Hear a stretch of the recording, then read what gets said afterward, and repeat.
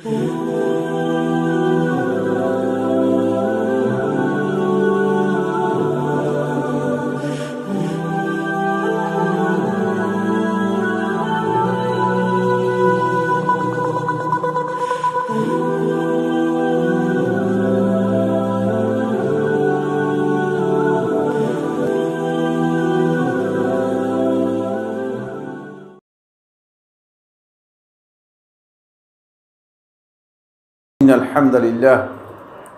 الحمد لله نحمده ونستعينه ونستغفره ونعوذ بالله من شرور أنفسنا وسيئات أعمالنا من يهده الله فلا مضل له ومن يضلل فلا هادي له وأشهد أن لا إله إلا الله وحده لا شريك له وأشهد أن محمدا عبده ورسوله الذي بلغ الرسالة وأدى الأمانة ونصح الأمة وكشف بإذن ربه الغمة وتركنا على بيضاء ليلها كنهارها لا يزيغ عنها إلا هالك. أما بعد فإن أصدق الحديث كتاب الله وخير الهدي هدي محمد صلى الله عليه وسلم وشر الأمور محدثاتها وكل محدثة بدعة وكل بدعة ضلالة وكل ضلالة في النار. قال الله سبحانه وتعالى في كلامه المجيد: أعوذ بالله من الشيطان الرجيم ومن يشاقق الرسول من بعد ما تبين له الهدى ويتبع غير سبيل المؤمنين نوله ما تولى ونصله جهنم وساءت مصيرا. وقال رسول الله صلى الله عليه وسلم في حديث حذيفة رضي الله تعالى عنه: إنه من يعش منكم بعدي فسيرى اختلافا كثيرا فعليكم بسنتي وسنة الخلفاء الراشدين المهديين تمسكوا بها وعدوا عليها بالنواجذ وإياكم ومحدثات الأمور فإن كل محدثة بدعة وكل بدعة ضلالة وكل ضلالة في النار. أخرجه النسائي في السنن وأبو داود بإسناد صحيح. সম্মানিত উপস্থিতি, ইয়ামুল জুমার এই পড়ন্ত বিকালে অত্যন্ত গুরুত্বপূর্ণ একটি সময়, যে সময় রব্বুল ইজ্জতুল জালাল মেহেরবানি করে বান্দাদের দোয়া কবুল করে থাকেন। এই ধরনের গুরুত্বপূর্ণ একটি সময় আল্লাহ সুবহানাহু ওয়া তাআলা আমাদেরকে একটি মজলিসুল ইলমি, মজলিসুল জিকিরে একত্রিত হওয়ার তৌফিক দিয়েছেন। এই জন্য আল্লাহ রাব্বুল আলামিনের শুকরিয়া আদায় করি, আলহামদুলিল্লাহ। আমরা অত্যন্ত মৌলিক একটি বিষয় নিয়ে আলোচনা শুরু করেছি, যে বিষয়টি হেদায়েতের জন্য, দ্বীনের প্রকৃত অনুসরণ করার জন্য প্রত্যেকটি ব্যক্তির জানা অপরিহার্য। সেটি হচ্ছে মানহাজুস সালাফ, সালাফদের মানহাজের উপর। আমরা জানি যে আকীদার সাথে মানহাজ অত্যন্ত গুরুত্বপূর্ণ, এবং এই বিষয়ে ইতিমধ্যে অনেকগুলো বিষয় কথা আলোচনা হয়েছে। আমরা গত ক্লাসে বা গত দার্সে মানহাজুস সালাফের হুজ্জিয়তের উপর, এর প্রামাণিকতার উপর, এটা যে আমাদেরকে কেন অনুসরণ করতে হবে, সালাফদের মানহাজ কেন আমরা অনুসরণ করব, এর উপর কোরআনে কারীম থেকে আমরা কিছু দলিল বর্ণনা করেছি। শুধুমাত্র কোরআনের দলিল যদি বর্ণনা করতে যাই অনেক লম্বা আলোচনা হয়ে যাবে, সেই জন্য আমরা কিছু সংখ্যক দলিল বর্ণনা করেছি। যেহেতু আল্লাহ সুবহানাহু ওয়া তাআলা তার দ্বীনকে আল্লাহ রাব্বুল আলামিন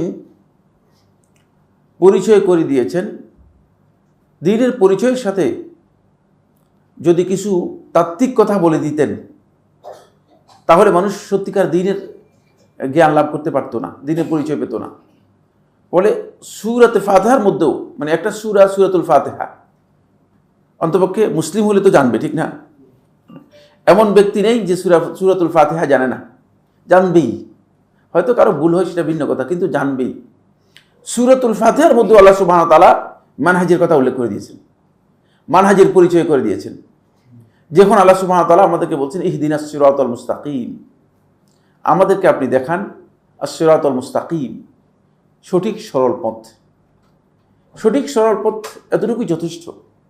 পরে আল্লাহ সুবহানাহু ওয়া তাআলা এটাকে এমনভাবে ডিফাইন করে দিয়েছেন, এমনভাবে ডেসক্রাইব করেছেন যে আল্লাহ সুবহানাহু ওয়া তাআলা বলতেছেন সিরাতাল্লাযীনা আনআমতা আলাইহিম, তাদের রাস্তা যাদের উপর আপনি নিয়ামত দিয়েছেন।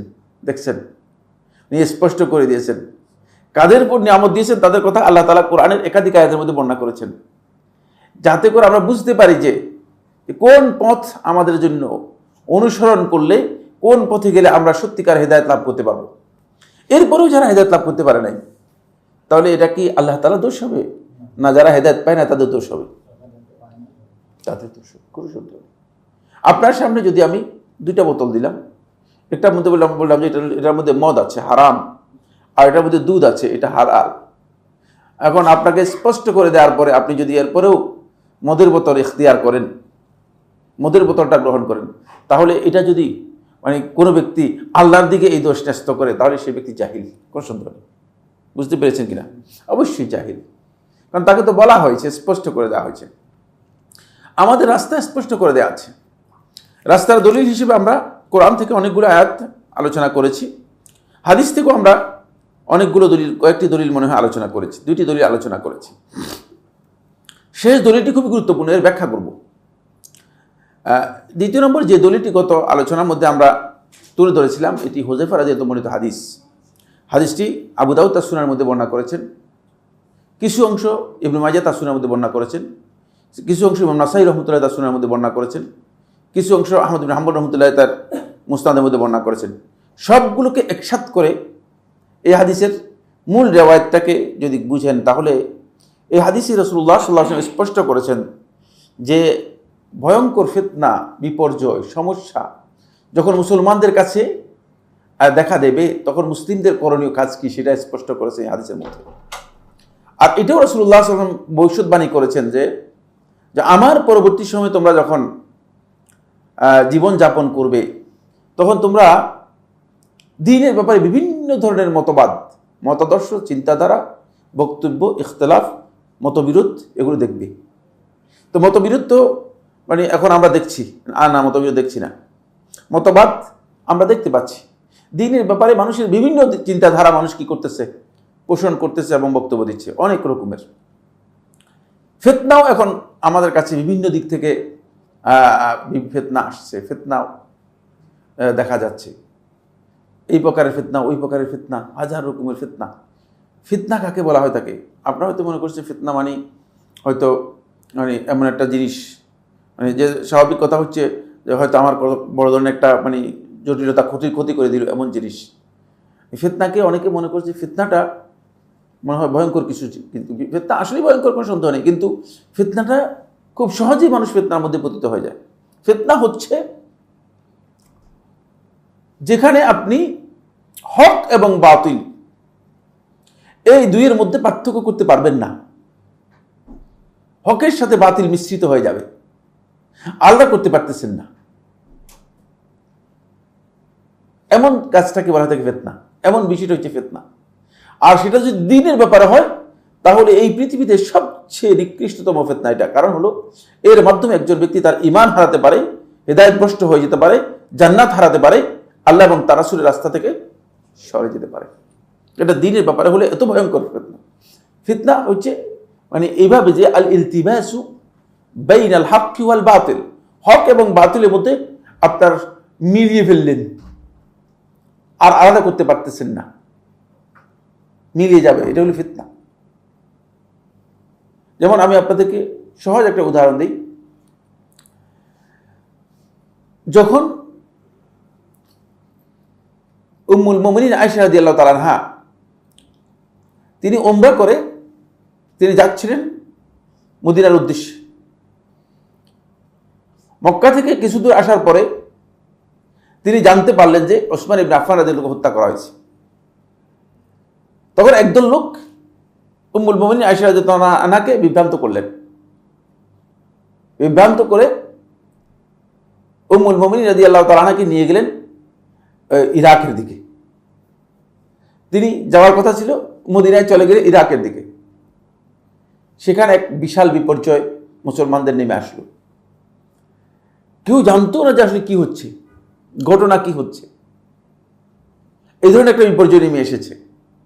ফলে মুসলমানরা মানে কোনটা হক কোনটা বাতিল, একদিকে আল্লাহ রাসূল সাল্লাল্লাহু আলাইহি ওয়াসাল্লামের স্ত্রী উম্মুল মুমিনিন আয়েশা রাদিয়াল্লাহু আনহা রয়েছেন, আবার আরেকদিকে আল্লাহ রাসূল সাল্লাল্লাহু আলাইহি ওয়াসাল্লামের মেয়ে জামাই, এই উম্মতের সর্বপ্রথম যিনি ইসলাম গ্রহণ করেছেন তিনি, এই উম্মতের আল্লাহ রাসূল সাল্লাল্লাহু আলাইহি ওয়াসাল্লাম যার সম্পর্কে বলেছেন যে আমি তোমার থেকে, তুমি আমার থেকে,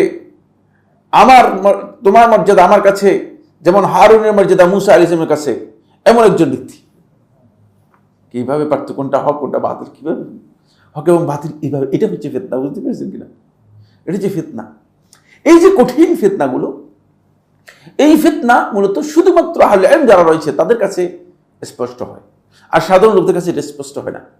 এই জন্য সব সময় সব যুগেই ফিতনা থেকে বাঁচার জন্য একটা সুনির্দিষ্ট মানদণ্ড দেয়া আছে। সেই মানদণ্ডে যদি কোনো ব্যক্তি নিজেকে চালাতে পারে, অনুসরণ করতে পারে, তাহলে সে ফিতনা থেকে বাঁচতে পারবে।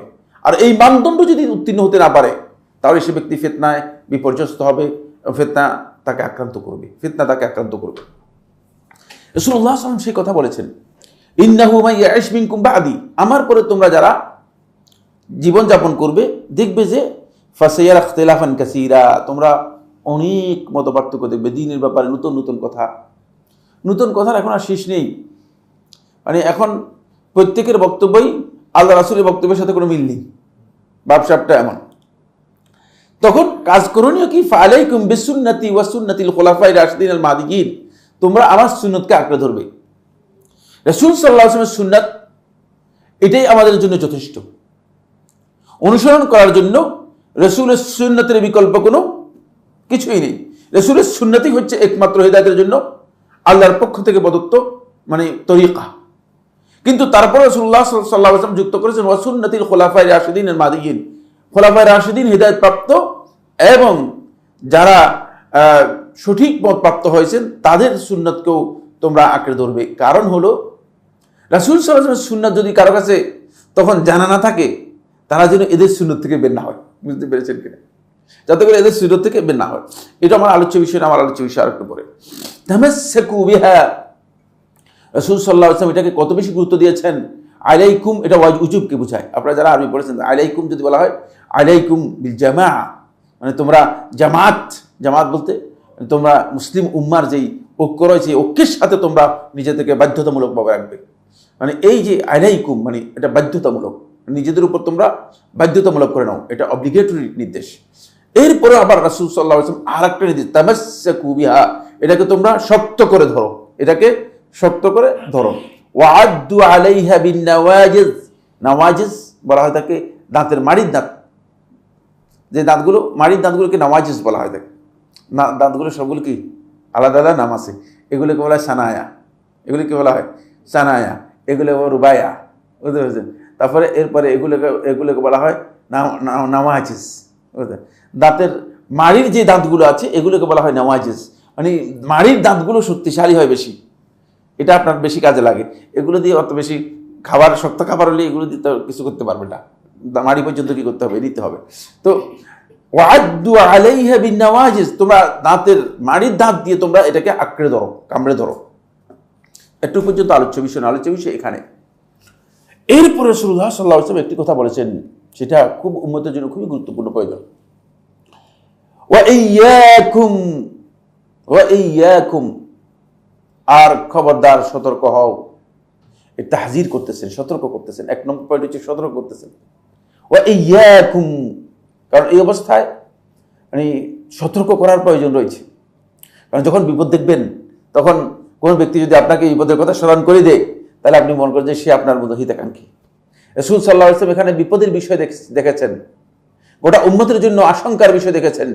সে আশঙ্কা হচ্ছে এই, সালাফদের মানহাজ থেকে বিচ্যুত হলে তাহলে সবচেয়ে বড় আশঙ্কা যেটা, সেটা হলো ইবতিদায়ের আশঙ্কা, বেদাতে পতিত হওয়ার আশঙ্কা। বুঝতে পেরেছেন? এই জন্য আল্লাহ নবী সাল্লাল্লাহু আলাইহি ওয়াসাল্লাম বলতেছেন ওয়া ইয়াকুম হাদ্দার, এখানে তাহজির করতেছেন, সতর্ক করতেছেন কঠিনভাবে সতর্ক করতেছেন, তোমরা সতর্ক হবে। কিসের থেকে, মানে এটার বর্ণনা দিচ্ছেন। এরপরে ওয়া মুহদাসাতিল উমুর, নতুন নতুন যত কিছু তোমাদের কাছে আসবে, নতুন বক্তব্য যা শুনবে, নতুন কথা যা আসবে, এগুলোর ব্যাপারে সতর্ক হবে। কথা যখন নতুন দেখবেন না, যে নতুন কথা শুনলে বুঝলেন লাভ দিবেন না, দৌড় দিবেন না, নতুন কথা শুনলে দৌড় দিবেন না। কারণ দিন তো 1400 বছরের পুরাতন, আপনি নতুনের পিছনে ধরতেছেন কেন?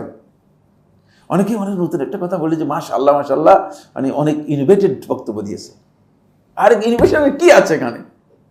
আমি এখানে কি এক্সপ্লোর করতে পারবো? আমার কি আদৌ কি এক্সপ্লোর করার কোনো ক্ষমতা আছে কিনা? কারণ এখানে তো আমার ইনোভেশনের কোনো সুযোগ নাই আমার। ওয়া মুহদাসাতিল উমুর ওয়াসফা, কোন কাজ সতর্ক করে দিচ্ছেন? ওয়া মুহদাসাতিল উমুর, সকল প্রকার নতুন যে কাজ আছে, নতুন কথা আছে, এইগুলো থেকে সতর্ক হবে। উম্মতকে স্পষ্ট করে দিয়েছেন, যখনই আপনার সামনে দেখবেন যে এরকম বিষয়, নতুন কোনো কিছু বিষয় আসছে, তখনই আপনি সতর্ক হয়ে যাবেন, বলছেন না এটা তো আমরা করতে পারি না। এটার ভিত্তি কি? এই 1400 বছরের এর আদৌ কোনো অস্তিত্ব আছে কিনা? 1400 বছরের অস্তিত্ব আছে কিনা? খুবই সহজ। ইসলামকে, সালাফদের মানহাজকে অনুসরণ করা এটা এত সহজ যে, কারণ আপনি খুব সহজভাবে দেখবেন যে আপনাকে যদি কোনো ব্যক্তি বলে যে আপনি 21 বার দরুদ শরীফ পড়েন, তাহলে আপনি জিজ্ঞেস করুন যে 21 বার কেন দরুদ শরীফ পড়বো, 22 বার পড়লে অসুবিধা কোথায়? তোর কোনো উত্তর দিতে পারবে কিনা? তো কি জন্য আবিষ্কার করছেন 21 বার? 20 বার হলে অসুবিধা কোথায়? ঠিক না? বলে 101 টাকা মোহর দেন। আরে 101 কেন? 105 দিয়ে অসুবিধা কোথায়? কেন আবিষ্কার করেছেন এটা? কে আপনাকে বলেছে এটা করতে? এর ভিত্তিটা আপনার কি? ঠিক না? কারণ আমি তো নতুন মুসলিম হয়ে গেলাম, নতুন আল্লাহর বান্দা হয়ে গেলাম, নতুন ভাবে আল্লাহ তাআলা বিলায়াত ওলি হয়ে গেলাম, ব্যাপারটা তো এমন নয়। কারণ এই 1400 বছর পর্যন্ত তো আরো হাজার হাজার, আরো লক্ষ লক্ষ মানুষ অতিক্রম করে গেছে, তারা দ্বীনের উপর প্রতিষ্ঠিত ছিল। শুধু প্রতিষ্ঠিত ছিল না, তারা এই দ্বীন অনুসরণ করে হেদায়েত লাভ করে জান্নাত লাভ করেছে। সুতরাং তাদের ব্যাপারে আপনার বক্তব্য কি? এই জন্য বলে দিয়েছেন এটা ওয়াসফ। রাসূল সাল্লাল্লাহু আলাইহি ওয়াসাল্লাম ওয়াসফ বর্ণনা করেছেন, মুহদাসাতিল উমুর, দ্বীনের ব্যাপারে যত নতুন জিনিস আছে সবগুলোর ব্যাপারে একটি কথা, চুপ। ওখানে ইয়াকুম, সতর্ক। নতুন বলতেছেন, আমাদের স্ট্যান্ড কি হবে? সতর্ক। আমাদের স্ট্যান্ড হচ্ছে সতর্ক হও, কারণ নতুন জিনিস আমরা নিতে পারতেছি না। নেয়ার পরে আমার কি বিপদ আছে সেই বিপদ দেখতেছি। এটা রাসূল সাল্লাল্লাহু আলাইহি ওয়াসাল্লাম বিষয়টির বিবরণ দিলেন। বিবরণ দিয়ে রাসূলুল্লাহ সাল্লাল্লাহু আলাইহি ওয়াসাল্লাম কি বললেন? বিবরণ দেওয়ার পরে রাসূলুল্লাহ সাল্লাল্লাহু আলাইহি ওয়াসাল্লাম এরপরে এর হুকুম বর্ণনা করে দিলেন। থার্ড, ফাইন্না কুল্লা মুহদাসাতিন বিদআহ, বলে দিলেন যে সব বেদাত, সব নতুন, যত নতুন কথা এবং কাজ আছে সবটাই বেদাত। হুকুম বর্ণনা করেন হাকামা, মুহদাসাতকে এখান থেকে সতর্ক করলেন, নতুন আবিষ্কৃত জিনিস থেকে সতর্ক করলেন। ওয়াসাফা ওয়া হাকাম, হুকুম বর্ণনা করে দিলেন। রাসূল সাল্লাল্লাহু আলাইহি ওয়াসাল্লাম বললেন যে এটার হুকুম কি হবে। খুব ভালো করে খেয়াল করুন, হুকুমটা কি হবে? কারণ হুকুম স্পষ্ট করে দিলেন, দ্বীনের ব্যাপারে যতই নতুন কথা আসবে, যতই নতুন কাজ আসবে, সবটাই মূলত বেদাত। এখানে রাসূল সাল্লাল্লাহু আলাইহি ওয়াসাল্লাম কথা বলেন না যে কিছু বেদাত, কিছু কি ভালো, কিছু খারাপ, এটা বলেন নাই। বলেছে কুল্লা মুহদাসাতিন বিদআহ, যত নতুন বিষয় আছে সবটাই বেদাত হবে। সুতরাং এই ধারণা করার সুযোগ নেই, এই চিন্তা করার সুযোগ নেই যে কিছু অংশ ভালো, কিছু অংশ খারাপ হবে। বেদাতের মধ্যে এক প্রকারের বেদাত হাসানা, আর এক প্রকার বেদাত কি এরকম হওয়ার সম্ভাবনা আছে কিনা? মোটেও সম্ভব নয়। রাসূলুল্লাহ সাল্লাল্লাহু আলাইহি ওয়াসাল্লাম দ্বীনের ব্যাপারে বলেছেন, দ্বীনের ব্যাপারে বেদাতের মধ্যে হাসানা এবং সাইয়্যা হওয়ার কোনো সুযোগ নেই। কারণ হচ্ছে দ্বীনের ব্যাপারে যদি আপনি বেদাতের মধ্যে লিপ্ত হন, তাহলে সেটা ভালো হওয়ার কোনো সুযোগ নেই। যেহেতু রাসূলুল্লাহ সাল্লাল্লাহু আলাইহি ওয়াসাল্লাম স্পষ্ট করেছেন কুল্লা মুহদাসাতিন বিদআহ, সকল নতুন আবিষ্কৃত বিষয়, সকল নতুন সংযোজিত বিষয়, দ্বীনের ব্যাপারে যেগুলো সংযোজন করা হয়েছে সবটাই কি বিদআত, সবটাই বিদআত। হুকুম দিয়ে দিয়েছেন। এটা কিন্তু আমি হুকুম দিই নাই, এটা কোনো আলেমের হুকুম নয়। এখন যে কোনো ব্যক্তি এসে আপনাকে প্রশ্ন করলে, ভাই বেদাত বলতেছেন যে মানে বেদাত এর কি দলিল, কি দলিল? এটাই দলিল, এটাই। যখনই নতুন কথা বলবেন এর দলিল কি, এটা হুকুম হচ্ছে রাসূল সাল্লাল্লাহু আলাইহি ওয়াসাল্লাম বলতেছে বেদাত, দলিল এখানেই।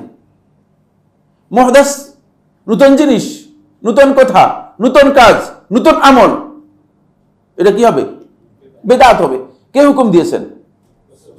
সরাসরি রাসূলুল্লাহ সাল্লাল্লাহু আলাইহি ওয়াসাল্লাম হুকুম দিয়েছেন। আমরা নিজেরা কেউ হুকুম দিই নাই, হুকুম দিয়েছেন রাসূলুল্লাহ সাল্লাল্লাহু আলাইহি ওয়াসাল্লাম।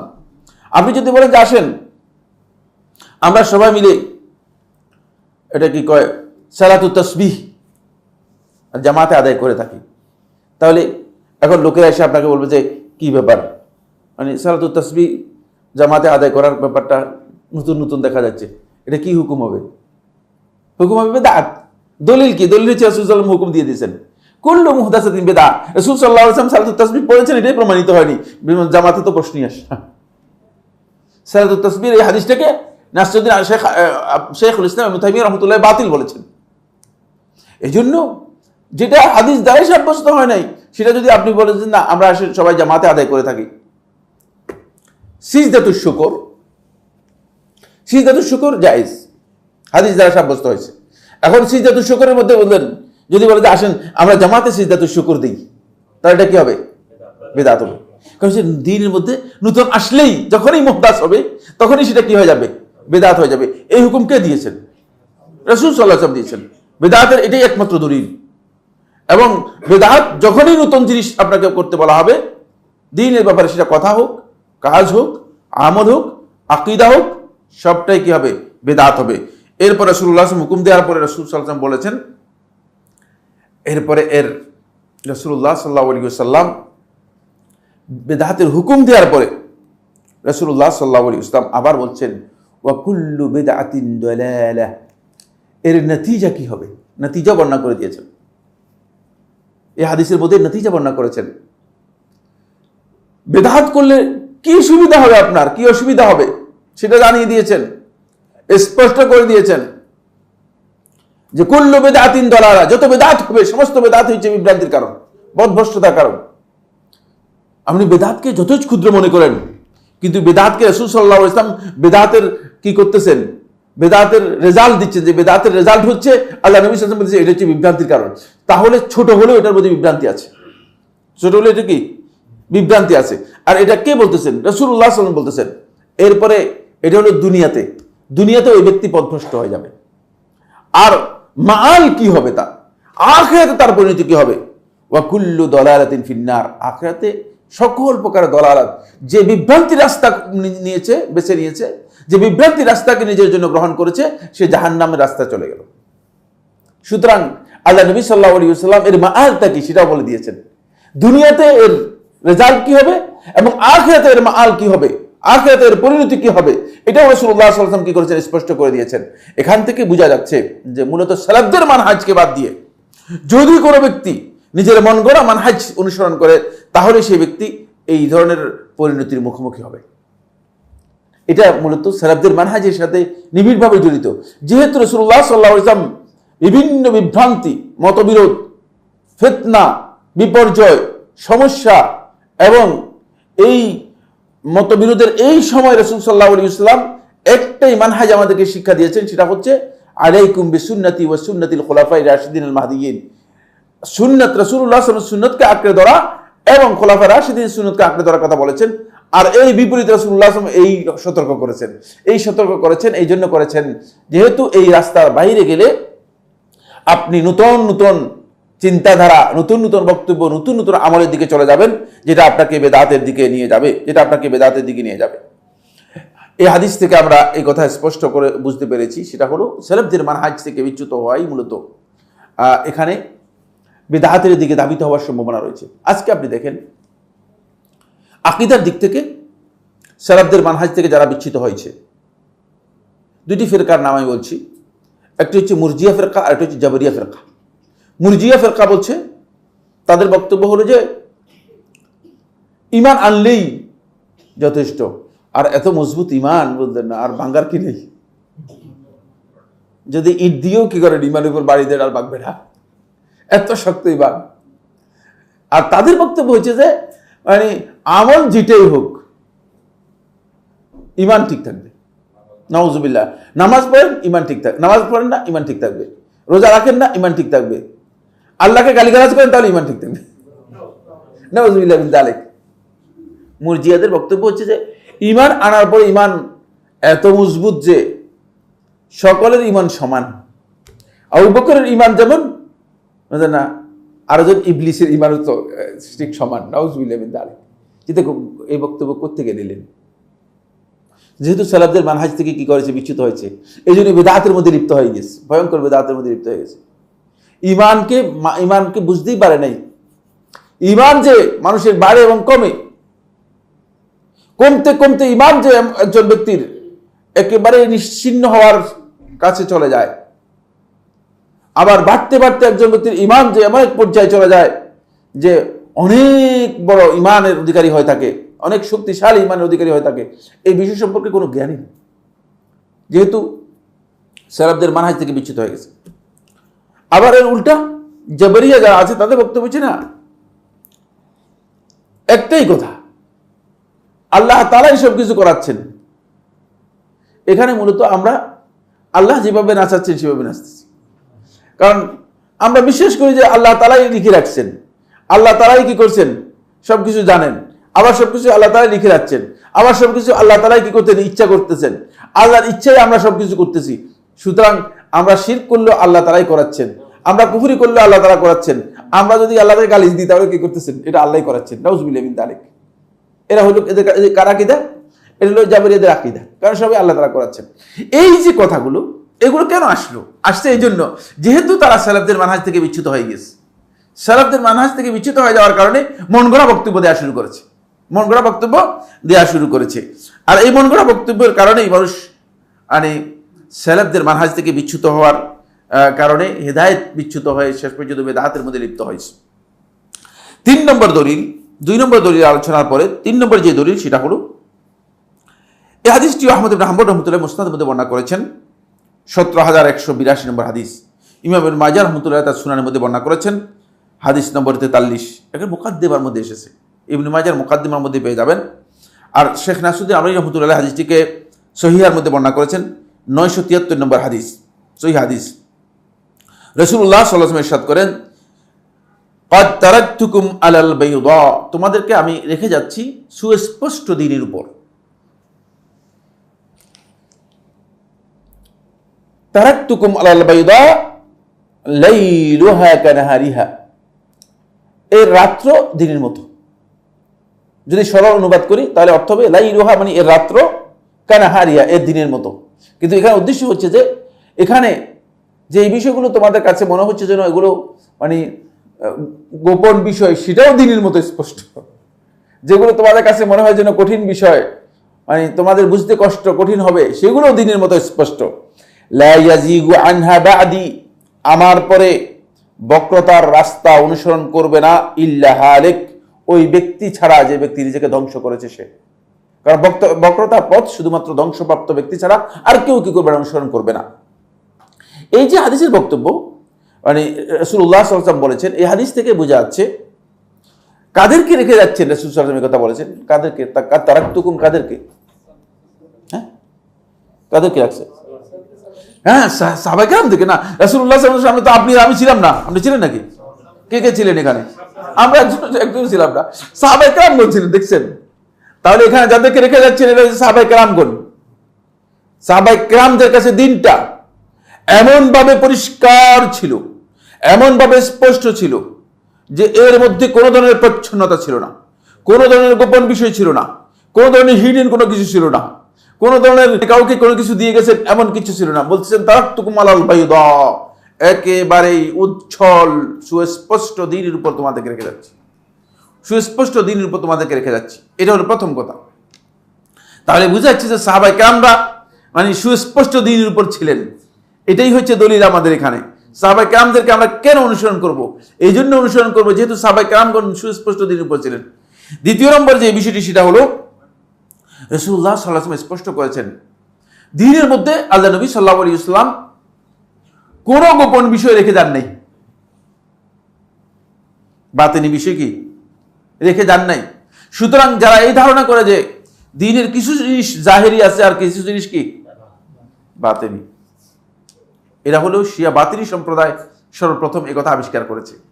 শিয়া বাতিনি সম্প্রদায় সর্বপ্রথম এটা আবিষ্কার করেছে। কারণ হচ্ছে কোরআন এবং হাদিসের মন মতো ব্যাখ্যা দেওয়ার কোনো ভিত্তি তো নেই। আমি কোরআনে একটা আয়াত পড়ে আমার মন মতো যদি ব্যাখ্যা দিই, হাদিস পড়ে যদি আমার মন মতো ব্যাখ্যা দিই, তাহলে ব্যাখ্যা দিতে তো কোনো সুযোগ নাই।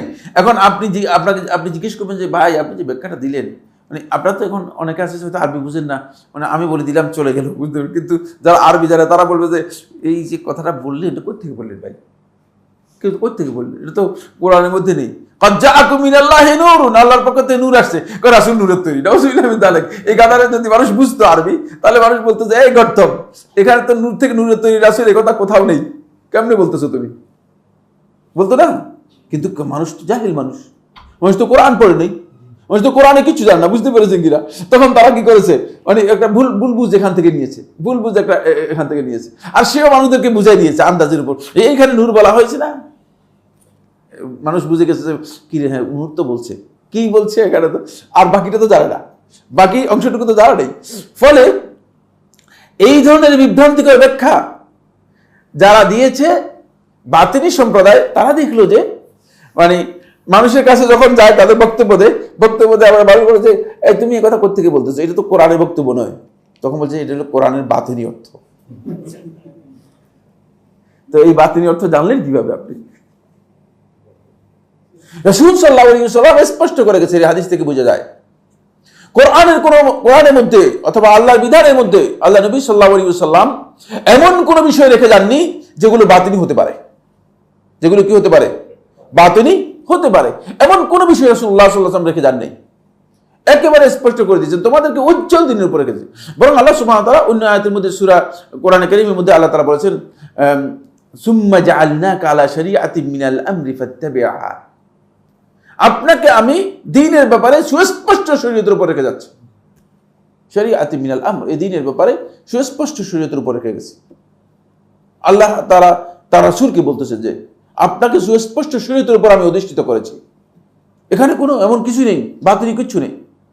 মানে আপনি বাতিনি বের করতেছেন কোত্থেকে? কে আপনাকে এই বাতিনি বের করতে বলেছে? কেন আপনি বাতিনি বের? এটা হচ্ছে পরিপূর্ণরূপে সালাফের মানহাজের পরিপন্থী।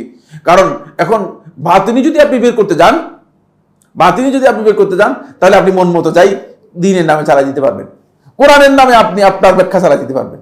পুরোটাই কি কোরআনের নামে আপনি ব্যাখ্যা চালাই দিতে পারবেন। আমি যদি এই বাতিনি ব্যাখ্যা সূরা ফাতিহার করি, আপনারা সবাই আশ্চর্য হয়ে যাবেন। বাতিনিদের ব্যাখ্যা সবাই এখানেই বলবে যে ইয়া সুবহানাল্লাহ, কি বলতেছেন এগুলো, বুঝতে পেরেছেন? কারণ তারা ব্যাখ্যা করেছে, তাদের মন মতো এই ধরনের ব্যাখ্যা করেছে, তাদের মন মতো কি করেছে, এইভাবে ব্যাখ্যা করেছে, যেটা আল্লাহ এবং তার রাসূল এগুলো থেকে কি সম্পূর্ণ আলাদা এবং মুক্ত। এই ব্যাখ্যা থেকে আলাদা এবং মুক্ত আল্লাহ এবং তার রাসূল। এই ধরনের ব্যাখ্যা তারা নিজেদের মন গড়া কি করেছে, বলছে কোত্থেকে করলেন এই ব্যাখ্যাগুলো, কোত্থেকে এই বক্তব্য নিয়ে আসলেন? বলেছে এগুলো বাতিনি ব্যাখ্যা। তো পেলেন কোথায়? আর কোনো সূত্র নেই। এখন বলতেছে আমরা যারা বাতিনি, আমরা তোমাদের মতো মানে সনদ থেকে হাদিস নিই না, আন ফুলান অমুকের থেকে অমুক, অমুকের থেকে অমুক, অমুকের থেকে অমুক, এই যে তোমরা সনদ বর্ণনা করে হাদিস বর্ণনা করে, তখন আমরা এটা নিই না। আমরা নিই, আমাদের সনদ হচ্ছে আন কালবিন, এক অন্তর থেকে আরেক অন্তর থেকে আমরা খবর নিই। তাদের ডেলিভারি সিস্টেমটা কি? ডেলিভারি সিস্টেমটা কি? মানে পুরো জিনিসটাকে কি করে দিয়েছে, ভিতরে ঢুকাই দিয়েছে। ভিতরে ঢুকানোর কারণ হচ্ছে মানে এটার তো ভিত্তি নেই। ভিত্তিহীন জিনিসকে এস্টাবলিশ করার জন্য তখন একটা পদ্ধতি আবিষ্কার করেছে। সেই পদ্ধতি হচ্ছে ডেলিভারি সিস্টেম হচ্ছে অন্তর থেকে অন্তরে যাবে। তো তোমার অন্তরের মধ্যে শয়তান এগুলো দিয়েছে, কিন্তু আমাদের অন্তরের মধ্যে এগুলো দেয়নি। কারণ আমাদের অন্তরের মধ্যে শয়তান এগুলো দিতে পারে না। কারণ কোনো ব্যক্তির অন্তর যদি সুন্নাহ অনুযায়ী, রাসূল সাল্লাল্লাহু আলাইহি ওয়াসাল্লামের আদর্শ অনুযায়ী তার অন্তর যদি মানে পরিচ্ছন্ন পরিষ্কার থাকে, তার অন্তরের মধ্যে শয়তান এসে এগুলো দিতে পারে না। সুতরাং স্পষ্ট কথাই, তোমার অন্তরের মধ্যে শয়তান মূলত এগুলো দিয়েছে, আর কিছু না। তো এই যে বাতিনি, এই বাতিনি কথাটা এখান থেকে এসেছে। যারা শরীয়তকে অস্বীকার করেছে, দ্বীনটা একেবারে স্পষ্ট। এই জন্য আজকে যত আপনি দেখবেন যে যত বিভ্রান্ত বক্তব্য আছে, যত মানে কোরআন হাদিসের স্পষ্ট বক্তব্যের পরিপন্থী মন গড়া বক্তব্য আছে, সবগুলোর পেছনে এই জিনিস কাজ করতেছে। এখানে রাসূলুল্লাহ সাল্লাল্লাহু আলাইহি ওয়াসাল্লাম বলেছেন যে আলাল বাইদা আলাল মাহাজ্জাতিল বাইদা, সুস্পষ্ট প্রমাণের উপর তোমাদেরকে রেখে যাচ্ছি। আমাদের কাছে শরীয়তটা একেবারে স্পষ্ট ছিল। সাহাবায়ে কেরাম ঠিক যেভাবে পেয়েছেন সেভাবেই তাবিদের কাছে জানিয়েছেন, তাবিরা যেভাবে পেয়েছেন সেভাবেই তাদের কাছে জানিয়েছেন। ফলে এখানে বক্রতার পথ যদি কেউ অনুসরণ করে তাহলে বুঝতে হবে তিনি মূলত নিজের ধ্বংসের জন্য বক্রতার পথ অনুসরণ করেছেন। কারণ শয়তান চাচ্ছে যে এই ব্যক্তি ধ্বংস হোক। আমার উস্তাদ আমাকে টেলিফোন করছিলেন, তিনি ইলমুল ওয়ালায়া, বুঝতে পেরেছেন?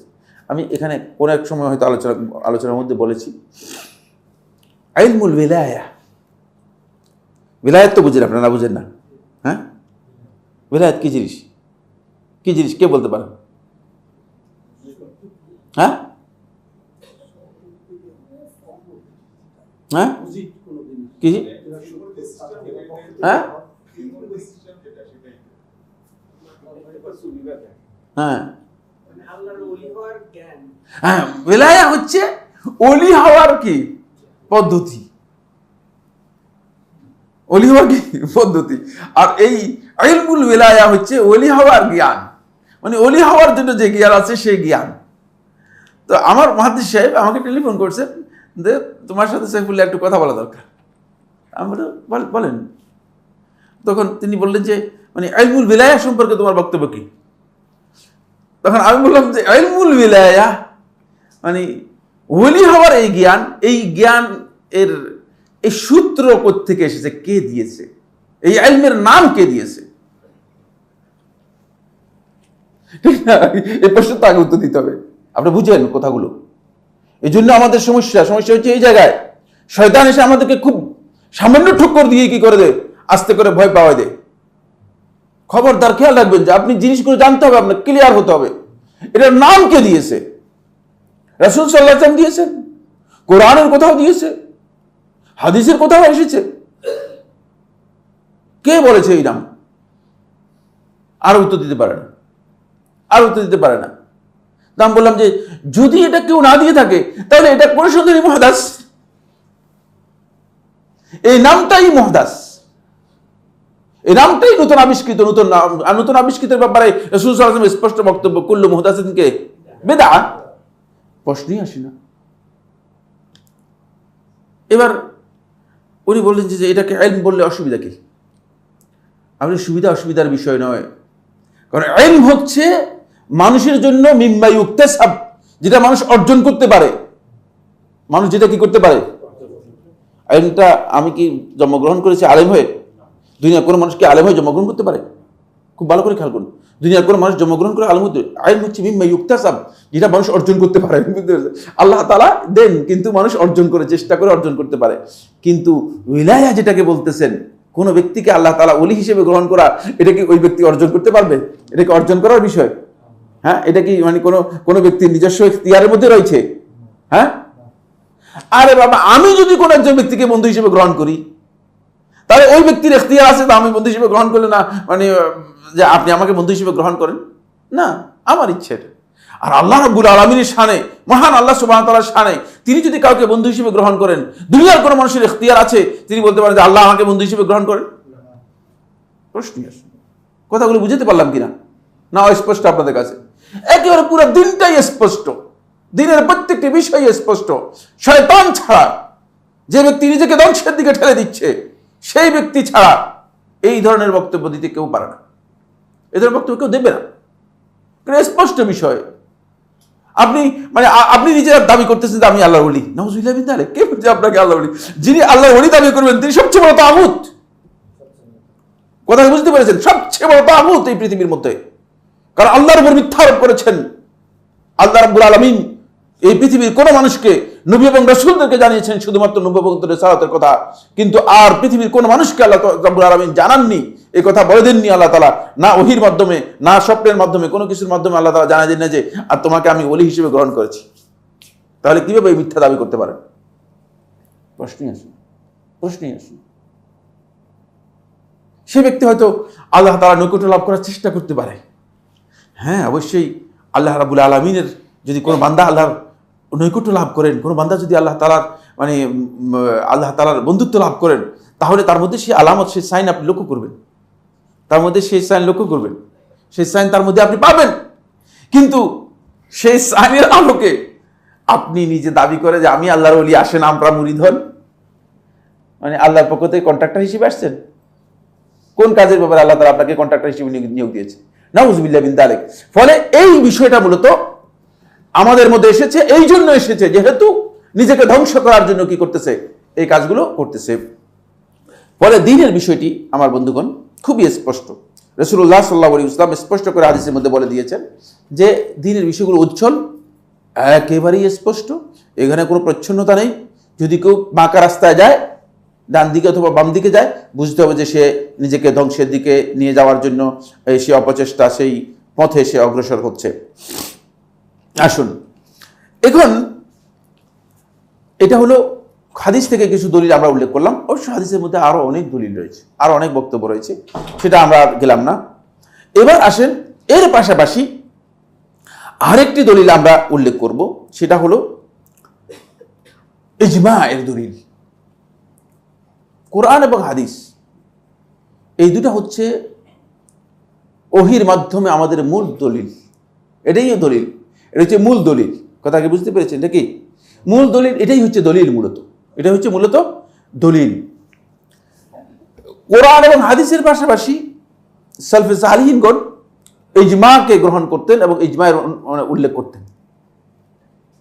কোরআনই তো যথেষ্ট, হাদিসে যথেষ্ট, আবার ইজমায়ের কি প্রয়োজন রয়েছে? ঠিক না?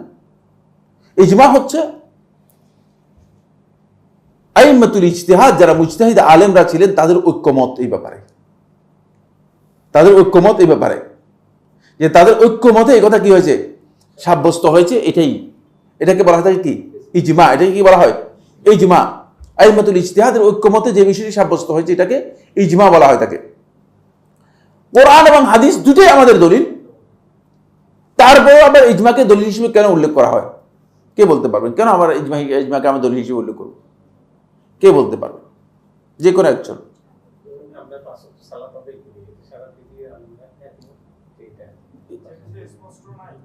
একমতের লাভ কি হলো? আমার কি লাভ?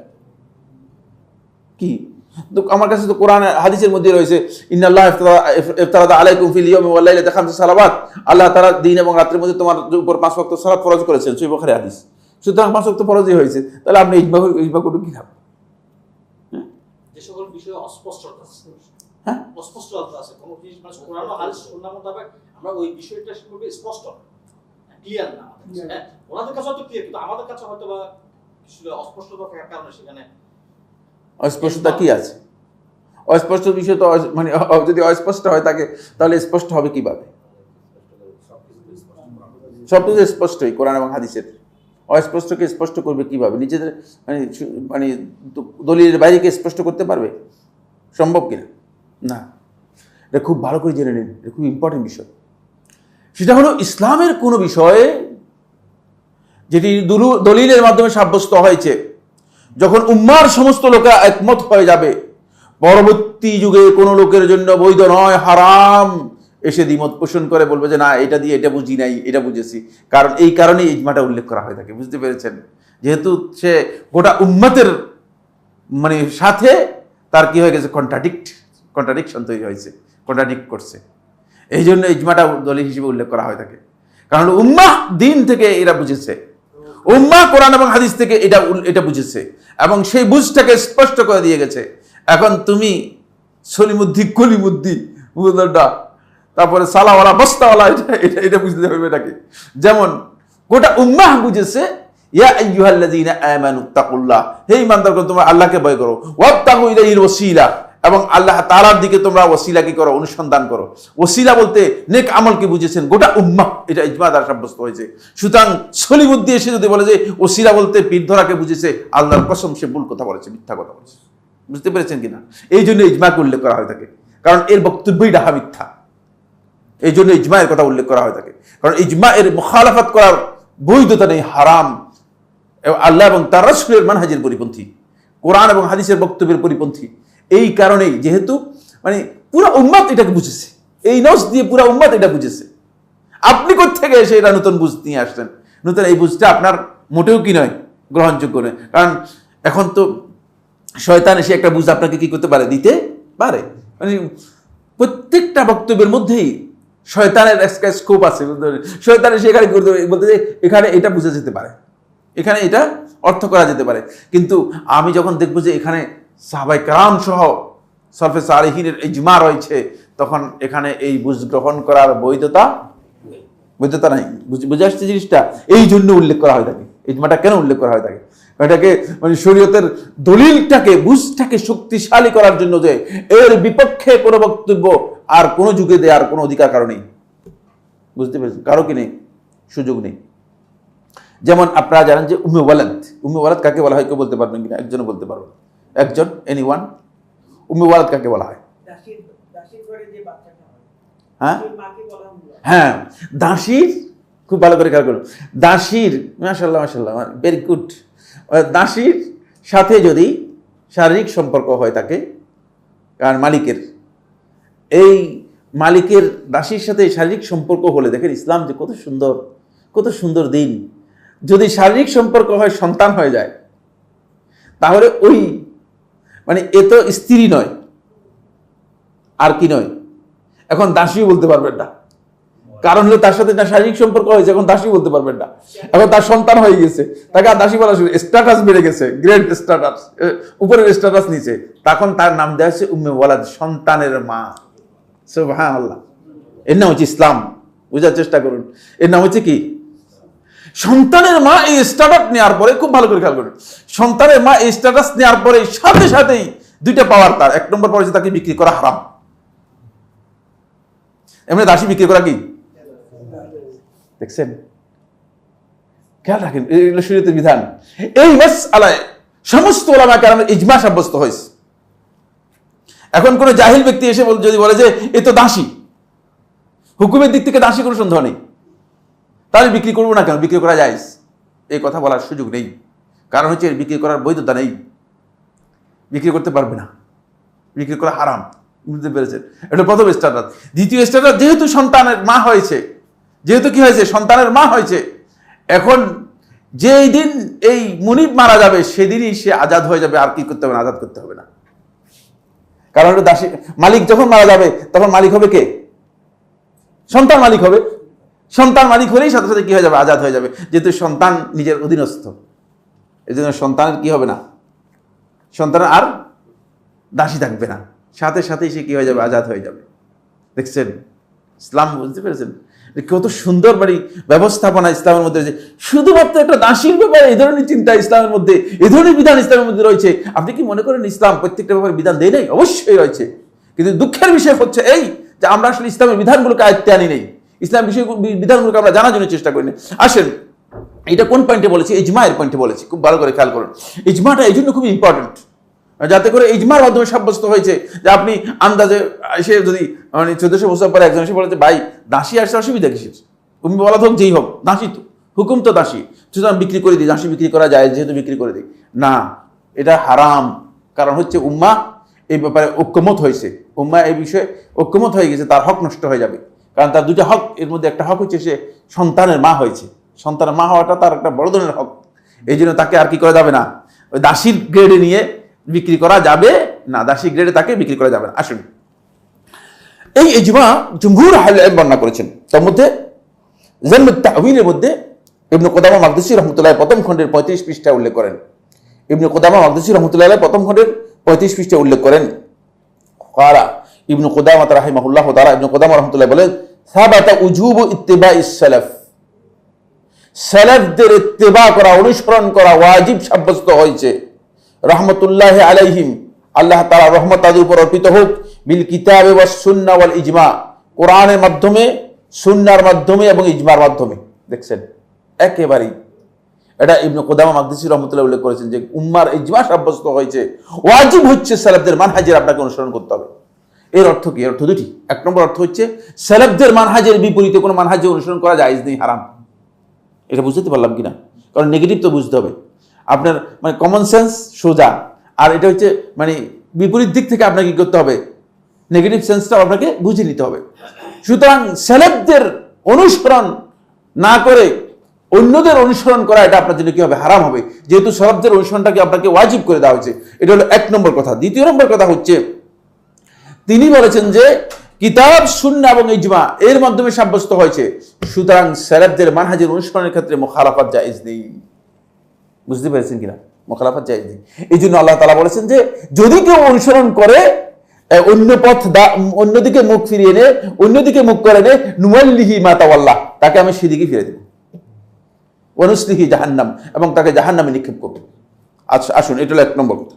2 নম্বর, শেখুল ইসলাম ইবনে তাইমিয়া রাহমাতুল্লাহ মাজমু ফাতাওয়ার মধ্যে 4th খণ্ডের 149 পৃষ্ঠায় বলেন, মাজমু ফাতাওয়া 4th খণ্ডের 149 পৃষ্ঠায় শেখুল ইসলাম ইবনে তাইমিয়া রাহমাতুল্লাহ বলেন, লা আইবা আলা মান আযহারা মাযহাব আস-সালাফ وانتسب إليه واعتزل إليه بل يجب قبول ذلك منه بالاتفاق فإن مذهب السلف لا يكون إلا حقا।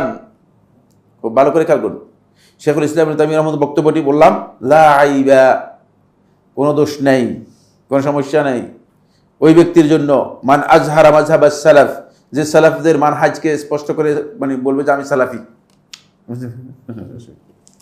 এটা নতুন কিছুই না, কারণ এটা মানে শেখুল ইসলাম তাইমিয়া বলতেছেন, তিনি মৃত্যু হয়েছে কত সালে জানেন কি? 788 সনে, 788 সনে এই বক্তব্য, যে কেউ যদি নিজেকে সালাফি মনে করে থাকে, সালাফি দাবি করে থাকে, সালাফি বক্তব্য দিয়ে থাকে, অথবা সালাফদের মানহাজকে কি করে প্রমোট করার জন্য চেষ্টা করে, এটা তার জন্য আইবের বিষয় নয়। ওয়ান্তাসাবা ইলাইহি, এবং সেদিকে নিজেকে সম্পৃক্ত করে, ওয়াতাজা ইলাইহি, এবং নিজেকে পরিচয় দেয় সালাফি হিসেবে, বাল, বরং, ইয়াজিবু কাবুলু যালিকা, এটাকে গ্রহণ করা ওয়াজিব তার কাছ থেকে, মিনহু বিল ইত্তিফাক, মুসলিম উম্মার ইত্তিফাকের মাধ্যমে সাব্যস্ত হয়েছে, ঐক্যের মাধ্যমে সাব্যস্ত হয়েছে, ঐকমত্যে সাব্যস্ত হয়েছে। এটা শেখুল ইসলাম তাইমিয়া রাহমাতুল্লাহ বর্ণনা করতেছেন। আপনি জানেন যে 2 জন ব্যক্তির মানে ইজমা, সমস্ত আহলুল ইলমগণ বলেছেন যে এটি একেবারেই নির্ভরযোগ্য, এর মধ্যে কোনো ধরনের কি নেই, কনফিউশন নেই, প্রশ্ন নেই। একজন হচ্ছে আবু মুহাম্মদ ইবনে হাজম আন্দালুসি রাহমাতুল্লাহ আলাইহি, আর দ্বিতীয়জন হচ্ছে শেখুল ইসলাম ইবনে তাইমিয়া রাহমাতুল্লাহ আলাইহি। এই 2 জনের আলাদা কিতাব রয়েছে, মারাতিবুল ইজমা নামে আবু মুহাম্মদ ইবনে হাজম রাহমাতুল্লাহ আলাইহি একটি কিতাব রয়েছে, শেখুল ইসলাম ইবনে তাইমিয়া রাহমাতুল্লাহ একটি কিতাব রয়েছে কিতাবুল ইজমা, যেখানে তিনি ইজমা নকল করেছেন। তিনি বলতেছেন মুসলিম উম্মার ইমামদের ঐকমত্যে এটি সাব্যস্ত হয়েছে যে সালাফদের কওল, সালাফদের মানহাজকে কবুল করা এটা হচ্ছে ওয়াজিব। কারণ কি? তালিল করতেছেন তিনি, এর কারণটা বর্ণনা করতেছেন, এর তালিল উল্লেখ করতেছেন। ফাইন্না মাযহাব আস-সালাফ, কারণ হচ্ছে সালাফদের মাযহাবের অনুসরণ করা, সালাফদের বক্তব্যের অনুসরণ করা, লা ইয়াকুনু ইল্লা হাক্কান, কারণ এটাই একমাত্র হক, এছাড়া হকের বাইরে নেই। কারণ হকের বাইরে থাকলে তাহলে আপনার কাছে মানে বিভ্রান্তি তৈরি হবে। কারণ সালাফদের কাছেই তো হক ছিল, হকটা তো সালাফরাই পেয়েছে, রাসূল সাল্লাল্লাহু আলাইহি ওয়াসাল্লামের কাছ থেকে সরাসরি যে হকটুকু পেয়েছে সালাফরাই সেই হকটুকু পেয়েছে। এই জন্য বলতেছেন যে সালাফদের এই মানহাজের অনুসরণ করা, এই গড়ির কি সমস্যা রয়েছে? আর নাউজুবিল্লাহ মিন যালিক, গড়িটা ঠিক করে নেই কেন? আমি তো ওই গড়ির দিকে তাকিয়ে টাইম ইয়ে করতে, হ্যাঁ গড়ি ঠিক করা দরকার ছিল। যাই হোক, এবার আসেন, এরপরে শেখুল ইসলাম ইবনুল কাইয়্যিম রাহমাতুল্লাহ ইলামুল মুআক্কিলিনের মধ্যে উল্লেখ করেন, তিনি বলেন 4th খণ্ডের 152 পৃষ্ঠায় তিনি বলেন, লাম ইয়াজাল আহলুল ইলমি ফি কুল্লি আসরিন ওয়া মিসর ইয়াহতাজুনা বিমা হাযা সাবিলুহু মিন ফাতাওয়াস সাহাবা ওয়া আকওয়ালিহিম ওয়া লা ইউনকিরুহু মুনকিরুম মিনহুম ওয়া তাসানিফুল উলামা শাহিদাতুন বিযালিকা ওয়া মুনাজারাতুহুম নাতিকাতুন বিহি। শেখুল ইসলাম ইবনুল কাইয়্যিম রাহমাতুল্লাহ ইলামুল মুআক্কিলিনের 4th খণ্ডের 152 পৃষ্ঠায় বলেন যে প্রত্যেক যুগে এবং প্রত্যেক দেশে, প্রত্যেক শহরে এটি প্রমাণিত বিষয় যে ওলামায়ে কেরামগণ মানে সাহাবায়ে কেরামদের ফতোয়া, সাহাবায়ে কেরামদের বক্তব্য, সাহাবায়ে কেরামদের মানে কথাগুলোকে তারা বর্ণনা দিয়েছেন, দলিল হিসেবে গ্রহণ করেছেন, দলিল হিসেবে তারা গ্রহণ করেছেন। যুগে যুগে সাহাবায়ে কেরামদের বক্তব্যকে দলিল হিসেবে গ্রহণ করা হয়েছে। সুতরাং কেউ যদি মনে করেন যে না সাহাবীদের বক্তব্য দলিল হিসেবে গ্রহণ করা যাবে না, তাহলে তিনি কি করেছেন? তিনি এই ব্যাপারে ভুল একটা সিদ্ধান্তের মধ্যে রয়েছেন। তার এই ভুল বক্তব্য তার এই কাজটি। কারণ হলো এই কারণেই সাহাবায়ে কেরামদের বক্তব্যগুলোকে একসাথ করা হয়েছে, যেহেতু সাহাবায়ে কেরামগণ সরাসরি দ্বীন গ্রহণ করেছেন কার কাছ থেকে? রাসূল সাল্লাল্লাহু আলাইহি ওয়াসাল্লামের কাছ থেকে। এখন 1400 বছর আগের রাসূল সাল্লাল্লাহু আলাইহি ওয়াসাল্লামের কাছ থেকে যিনি দিন গ্রহণ করেছেন তার দিনটা পিওর হবে, না 1300 বছর পর, 1200 বছর পর, 1400 বছর পর মানে ইন্ডিয়াতে যে কোন বক্তব্য দিয়েছেন বুঝলেন না, খাজা মঈনুদ্দিন চিশতির বক্তব্যটা ঠিক হবে, কারটা ঠিক হবে? আমি খাজা মঈনুদ্দিন চিশতিকে ছোট করে বলছি, নাউজুবিল্লাহ বিন যালিক। কিন্তু আমরা দেখবো যে আগে বক্তব্য কি দেওয়া হয়েছে, আগের বক্তব্যটা এখানে সবচেয়ে বেশি কি মর্যাদা পাবে। কারণ হলো তারা রাসূল সাল্লাল্লাহু আলাইহি ওয়াসাল্লামের কাছ থেকে দিনটাকে কি করেছেন, গ্রহণ করেছেন। রাসূল সাল্লাল্লাহু আলাইহি ওয়াসাল্লামের কাছ থেকে দিনটাকে গ্রহণ করেছেন। ফলে এই কারণে রাসূলুল্লাহ সাল্লাল্লাহু আলাইহি ওয়াসাল্লাম তাদের অনুসরণ করতে বলেছেন। এরপরে যে বক্তব্যটি বা যে দলিলটি সেটা হলো রাসূলুল্লাহ সাল্লাল্লাহু আলাইহি ওয়াসাল্লাম এই কারণেই সাহাবায়ে কেরামদের সাথে রাসূলুল্লাহ সাল্লাল্লাহু আলাইহি ওয়াসাল্লাম তাদের যে উত্তম অনুসারী যারা আছে তাদেরকেও কি করেছেন, সংযুক্ত করে উল্লেখ করেছেন। সহিহ বুখারী এবং মুসলিমের হাদিসের মধ্যে এসেছে, বুখারী হাদিস নম্বর 2651, মুসলিম হাদিস নম্বর 2535। রাসূলুল্লাহ সাল্লাল্লাহু আলাইহি ওয়াসাল্লাম ইরশাদ করেন, খায়রুন নাসি করনি, মানুষদের মধ্যে উত্তম মানুষ হচ্ছে আমার সময়ের মানুষরা, সুম্মাল্লাযীনা ইয়ালুনাহুম, তারপরে যারা আসবে তারা, সুম্মাল্লাযীনা ইয়ালুনাহুম, তারপরে যারা আসবে তারা।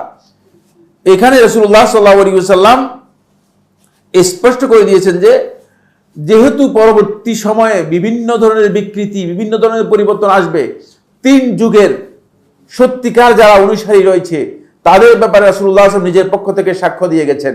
এই জন্য সাক্ষ্য দিয়ে গেছেন যে এদের যদি কেউ অনুসরণ করে তাহলে সে ব্যক্তি সত্যিকার হেদায়েত লাভ করতে পারবে, আর এদের যদি অনুসরণ থেকে কোনো ব্যক্তি দূরে সরে যায় তাহলে সে ব্যক্তি হেদায়েত কি করতে পারবে, লাভ করতে পারবে না। এরপরে এই হাদিসের শেষের দিকে আল্লাহ রাসূল সাল্লাল্লাহু আলাইহি ওয়াসাল্লাম বলেছেন, সেটা বলেছেন যে ওয়ায়াতি নাসুন, মানে এদের পরবর্তী সময়ে একদল লোকের আগমন ঘটবে, ইয়াশহাদুনা ওয়ালা ইউস্তাশহাদুন, তারা নিজেদের পক্ষ থেকে এসে সাক্ষী দিবে, ওয়ালা ইউস্তাশহাদুন, তাদের কাছে সাক্ষী তলব করা হবে না, মিথ্যা সাক্ষী দেওয়ার জন্য আসবে, বুঝলেন? দ্বীনের ব্যাপারে নিজের মন কথা বলে সাক্ষী দেওয়ার জন্য আসবে, হ্যাঁ আমরা এরকম শুনেছি, এরকম জানি। লা ইউস্তাশহাদুন, তাদের কাছ থেকে সাক্ষী গ্রহণ করা হবে না। ওয়ায়াখুনুন, তারা দ্বীনের ব্যাপারে খেয়ানত করবে। ওয়ায়াকযিবুন, তারা মিথ্যা কথা বলবে। ওয়ালা ইউসাদ্দিকুন, অথবা তাদেরকে সত্য প্রতিপন্ন করা হবে না, তারা সত্য কথা বলবে না। এখান থেকে বোঝা যাচ্ছে যে পরবর্তী সময় মূলত খেয়ানত শুরু হবে। এই কারণেই হেদায়েতের জন্য আল্লাহ নবী সাল্লাল্লাহু আলাইহি ওয়াসাল্লাম আমাদেরকে মানে প্রথম 3টি যুগের ব্যক্তিদেরকে কি করেছেন, মানদণ্ড হিসেবে দেখিয়ে গেছেন। এবার আসল যে পয়েন্টটি নিয়ে আগামী ক্লাসে আমরা আলোচনা করব সেটা হলো এই মানদণ্ড থেকে আমাদেরকে সরানোর জন্য মানে পরবর্তী যুগের লোকেরা যেই পদ্ধতিগুলো অবলম্বন করেছে সেই পদ্ধতি হচ্ছে 6টি। কয়টি পদ্ধতি বললাম? 6টি। এটা আগামী ক্লাসে আলোচনা হবে। মানে সাহাবায়ে কেরামদের থেকে সরানোর জন্য কি করা দরকার, অথবা মানে এই যে মানহাজ রাসূল সাল্লাল্লাহু আলাইহি ওয়াসাল্লাম স্পষ্ট দিন রেখে গেছেন, এই দিন থেকে সরানোর পদ্ধতিটা কিভাবে কেন আমরা সরে গেলাম, এটা তো আমাদের জানতে হবে কোন পদ্ধতিতে আমাদেরকে এখান থেকে সরানো হয়েছে। সেই পদ্ধতি হচ্ছে 6টি পদ্ধতিতে কি করেছে এবার আমাদেরকে সরিয়ে নেওয়া হয়েছে। ইনশাআল্লাহ তাআলা আমরা আগামী ক্লাসে সেই বিষয় সম্পর্কে কথা বলবো। হাযা সুবহানাকাল্লাহুম্মা ওয়া বিহামদিকা আশহাদু আল্লা ইলাহা ইল্লা আনতা আস্তাগফিরুকা ওয়া আতুবু ইলাইক।